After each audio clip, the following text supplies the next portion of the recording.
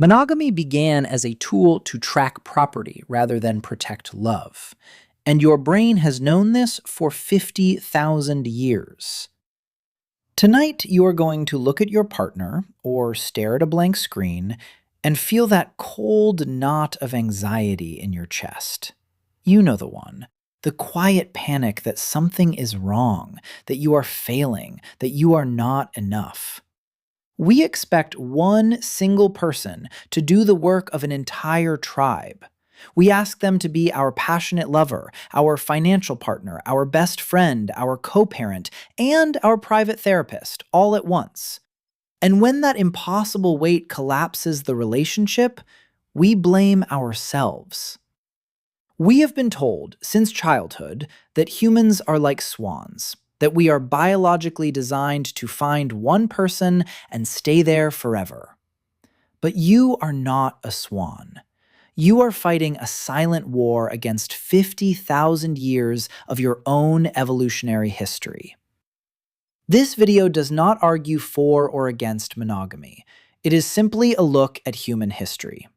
The concept of locking into exclusive pairs for life is a very recent experiment, and the data suggests our species is struggling to make it work. When your partner goes quiet and panic starts flooding your body, that is not weakness.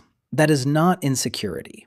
That is a biological alarm system calibrated 50,000 years ago. Your Stone Age brain cannot tell the difference between emotional distance and physical exile. To your ancient nervous system, being cast out of the group is a death sentence. No fire, no shelter, no hunting, no survival. So when you feel ignored, your brain floods your system with cortisol, the same stress hormone that fires when you face a physical threat. Because 50,000 years ago, loneliness and death were the same thing. Your relationship anxiety is not a personal flaw.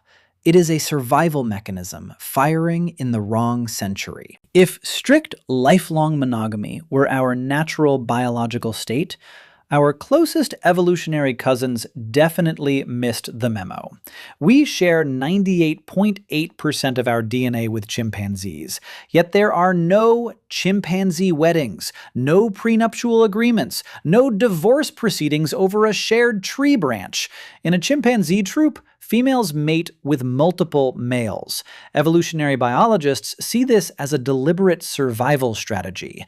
If every male believes a baby might be his, no male will harm that baby. The entire troop protects the collective offspring. And when you look at human anatomy, many researchers find the same pattern in our own bodies. Human males have testicles significantly larger than those of gorillas, who operate in strict single-male harems, but smaller than those of chimpanzees. Many evolutionary biologists interpret this as strong anatomical evidence that our ancestors evolved in an environment where females mated with more than one partner. We still carry that blueprint. 50,000 years ago, your ancestors did not have marriage certificates or the concept of sexual exclusivity. They lived in nomadic bands of 30 to 150 people. Among the Hadza of Tanzania and the Juhwansi of the Kalahari, who have maintained this way of life closest to our ancestral pattern, researchers observe the same structure. Women retain full autonomy over their bodies and their choices. Relationships form and dissolve without legal consequence. The primary loyalty runs to the collective, not to a single spouse. Hoarding anything, food, tools, or partners, is a social crime that threatens the group's survival. This was not a chaotic free-for-all. It was an extremely effective operating system that kept our species alive for hundreds of thousands of years. In that world, raising a child looked nothing like the isolated experience we treat as normal today. For 95% of human history, a newborn did not belong to one household. It belonged to the camp. Anthropologist Sarah Blaffer-Hrdy documented that in traditional hunter-gatherer societies, a baby is held by multiple caregivers for up to 14 hours a day. Grandmothers, aunts, older siblings, and trusted neighbors all participate. The mother is never alone with the full weight of it. This is called alloparenting, and it is not a primitive backup plan. It is the environment our nervous systems were built for. Imagine explaining modern parenthood to a hunter-gatherer mother.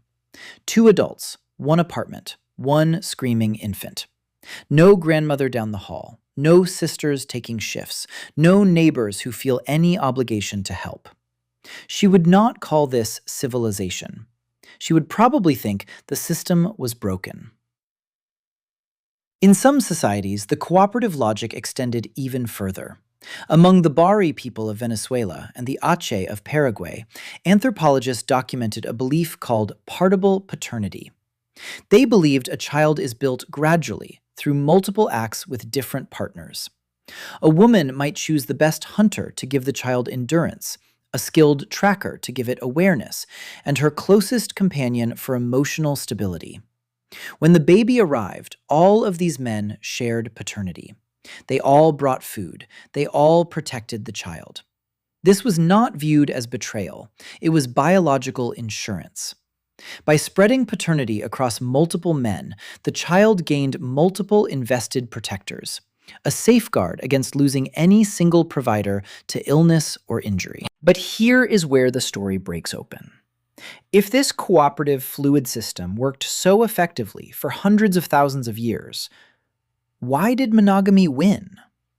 Why does strict pair bonding exist in virtually every civilization on Earth, from ancient Rome to feudal Japan, from medieval Europe to indigenous cultures across 5 separate continents that never had contact with each other? If monogamy is as unnatural as the evidence suggests, how did one social arrangement conquer nearly the entire planet?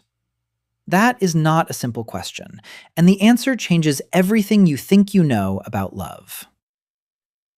The answer is not romance. The answer is grass. 10,000 years ago, in the valleys of the Fertile Crescent, humans began to farm wheat and barley. We stopped wandering and stayed. And the moment you decide to stay, everything changes. You clear a field. You plant seeds.